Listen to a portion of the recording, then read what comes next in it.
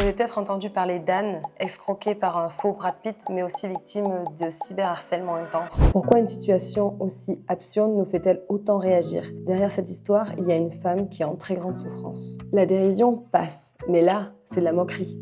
Pourquoi? Parce qu'on se croit à l'abri, mais qui n'a jamais été manipulé dans des petites situations du quotidien? Comme acheter un produit, soi-disant, en solde. La manipulation est partout et parfois elle est bien plus subtile que ce qu'on pense. Les manipulateurs connaissent nos failles. Ils exploitent des mécanismes psychologiques pour jouer avec nos émotions. Prenez le principe de réciprocité par exemple. Quand on nous offre quelque chose, on se sent obligé de rendre l'appareil. Ou bien la preuve sociale, on suit aveuglément ce que font les autres, même si ce sont des inconnus. Oui, parfois c'est aussi simple qu'acheter un produit recommandé par un influenceur. Et il y en a bien d'autres. La situation d'Anne peut paraître absurde, oui.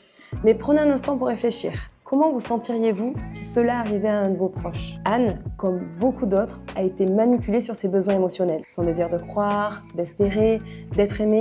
Dans des moments de vulnérabilité, on cherche souvent à s'accrocher à quelque chose pour combler un vide. Mais pourquoi cette moquerie? Parce qu'en se moquant, on se sent supérieur, on affirme notre position sociale et surtout on se rassure parce qu'on se dit « Ah, ça me ferait jamais arriver !» On oublie qu'on peut être tous vulnérables. Quand la moquerie devient une norme, on en perd notre empathie et on oublie que derrière cette histoire virale, il y a une vraie personne avec des émotions. Et surtout, si vous êtes victime d'harcèlement ou bien d'escroquerie, vous n'êtes pas seul, il y a toujours une main tendue pour vous.